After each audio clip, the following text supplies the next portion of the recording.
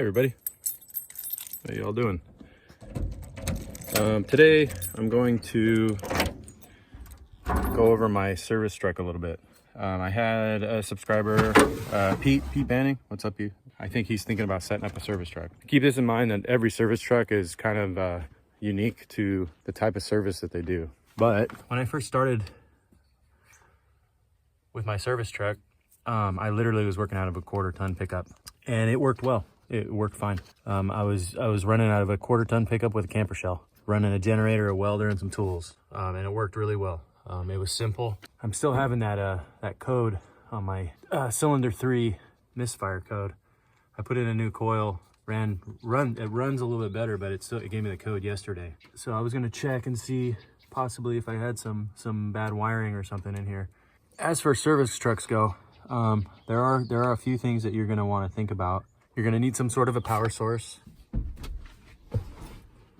A 7,000 to 10,000 watt generator is like bare minimum, especially if you want to run a welder. My advice to you is just if you can afford one, get a welder generator.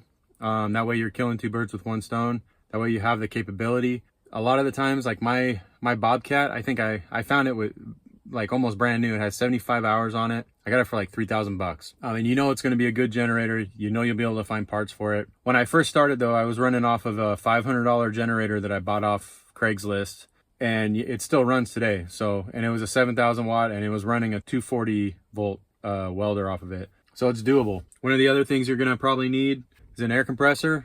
Some people want it. Some people run, you know, the real large air compressors. I've always just run a small air compressor. I don't have a lot of air tools. The large air compressors are anywhere from $3,000 to they can run way over $5,000, and it takes up a lot of space on your truck. You need a decent vise on any good service truck. I've used this thing so many times. I've had other people come up to me and ask me to use it. It's just absolutely crucial on any service truck to have a good vise. It's one of those things that goes overlooked a lot of the times. A torch. Torch is one of my most valuable tools on my truck. You can cut anything. You can disassemble anything with a torch. Not to mention you can, you know, break rusted nuts loose, broken bolt removal. A torch is key, I think, almost on any service truck, no matter what they do.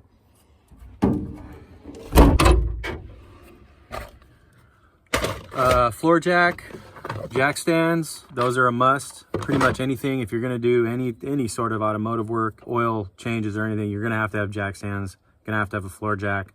I usually keep a couple pairs of jack stands on my truck at all times, just in case I gotta take some tires off. I can leave a pair there. You know, if I gotta take tires off and have tires replaced, I can leave a pair there and I still have a pair on my truck. First aid kit. I actually have 2 first aid kits. I have one that's right here, and I keep my eye wash kit in there. And then I have a full first aid kit that I keep inside the truck that has bandages, band-aids, wrap, gauze, and then this one has mainly eye wash stuff in it. If you're gonna do any sort of welding or grinding, always keep an eye wash kit on your truck. You know, most eye wash kits come with these little cups that go around your eye. Clean them out, fill them with the eye wash stuff all the way, and you suction cup it on your eye, move your eye around, and you'll be able to get almost 99% of the shit that gets in your eyeballs out. I've had metal in my eye 3 different times, and I've had to have it removed because it was stuck in my eyeball, and it's not fun. It's not something you want to do.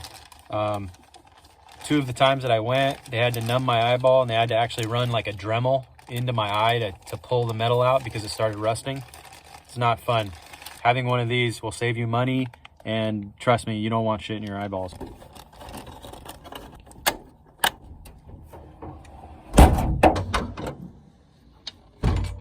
And then basically all your basic tools. You're gonna want to have, you know, oil catch cans. You're gonna want to have oil filter wrenches, probably a couple different kinds. Basic ratchet set, basic flat wrench set, impact gun, a drill, a grinder. You know, you don't have to go out and buy everything at once. Most people that are going to be looking at building a service truck are probably going to already have these tools. Me personally, I buy as I go. You know, I have my basic tools, and then if something comes up, I buy it for the job. And a lot of the times, even if you do that, you're going to use the tool once or twice, and that's it. But you'd be surprised what you can do with just your basic tools.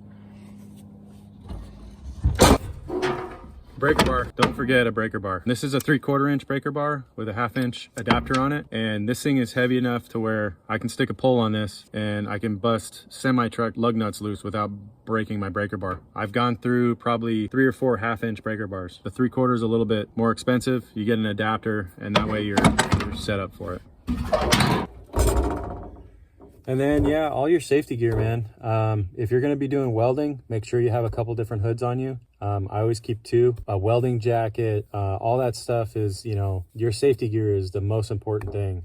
Getting burned all day sucks. When you go home and you're covered in, you know, you've been covered in metal and sparks, without, you know, that safety gear keeps it so the job doesn't beat the shit out of you. You know, other than that, because every person has different strengths, every service truck is going to be a little bit different. Mine is all over the place. I've got welding, I've got mechanical, I've got electrical, I've got a bunch of different stuff on mine. Pretty much what I talked about so far is just the basic bare minimum. A couple other things you might want to have are like safety cones to put out on the street. In all reality, you can pretty much start as bare minimum as you want. It's pretty much up to you. The lower your cost of doing business, it's better for you because all this, you know, the higher your cost is more money out of your pocket and you can only charge so much. You know, my truck is a V10. It gets really bad gas mileage. So, you know, right out of the box, when I go to a job site, it's money out of my pocket, as to where when I was running the quarter ton pickup, I think my gas expenses a day at most were $60 a day, as to where now this truck and my welder, if I fill my truck up from empty, which I mean, I'm not going to use all that gas, but just to give you an idea, my truck, if I were to fill it up, you know, a full tank plus my welder, I'm like over $300. And this thing, usually I use about a quarter tank a day if I'm driving to job sites. And my welder is not fuel efficient either. So you're looking at $150 a day out of this thing in gas alone. We're not talking about cutoff wheels or other consumables. We're not talking about oxyacetylene. We're not talking about welding rod or anything. So, you know, the bigger your truck, the more it's going to cost you to run it. You know, you can charge your consumables, but you know, all in all, you can do the same thing I'm doing out of a small pickup that gets better gas mileage with lower overhead. And you know, you can still make, you know, $100 to $200 an hour, depending on what you're doing. I wouldn't just jump into it and go and spend a bunch of money on a brand new truck and a bunch of tools and stuff like that. I would do it a little at a time and work at it, because as you get into it also, you're going to realize that, you know, the area that you're in might have certain industries that are going to want different things from you. You know, like out here, the welding, you know, and the heavy equipment work there's a lot of work out here for that. You know, in your area, it might be, you know, if you're around industrial plants, it might be stainless steel welding or plumbing or electrical work on plumbing systems, electrical work on tank systems. Every situation is a little bit different depending on where you're at and who your customers are. So my best advice to you is just do your research on who you're going to be working for. If you find somebody that wants to give you a chance and gives you some work, figure out what they do. If they're a farm, then it's probably going to be tractors and maintenance on tractors, welding, you know, fixing implements and things like that. If it's a brewery or a large factory or something like that, it's going to be more electrical and mechanical, you know, conveyor systems and stuff like that. Build your truck to service the people that you're working for, basically. And then that also comes down to whatever you're good at. If you feel more comfortable, like me personally, I like fabrication and welding. So I built my truck more around fabrication and welding, because that's the thing I like to do. That's the thing I enjoy the most. There's a lot of maintenance and mechanic work out here. So, you know, that stuff pays the bills also, and I'm capable of doing it. So that's why I have that type of stuff on my truck. Well, I know plenty of people that just do welding or just do mobile mechanic, and they make a good living. You know, they're making good money. You can, if you hustle, you can easily make over $100,000 a year, but it is a hustle. You gotta, you know, keep working at it, but you can do it.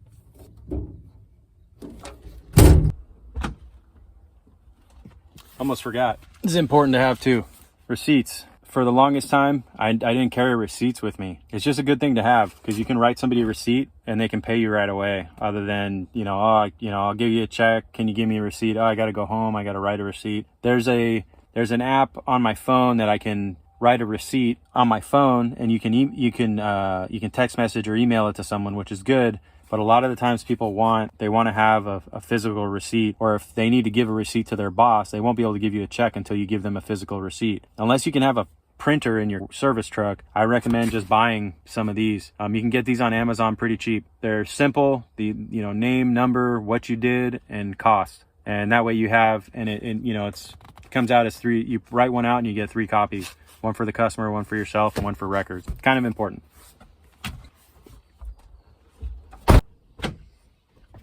Oh yeah, I almost forgot. If you're still here, like and subscribe to the content. Leave us a comment below, and we'll respond to you. If you got any questions about building your own business, welding, mechanical work, let us know. We'll respond to your comments. I also wanted to say thank you to all the new subscribers. Thank you guys for watching, and thanks for all the older subscribers that were here from the very beginning. Thank you guys for supporting what we do. We really enjoy it, and yeah, we hope that we keep getting to make content for you guys.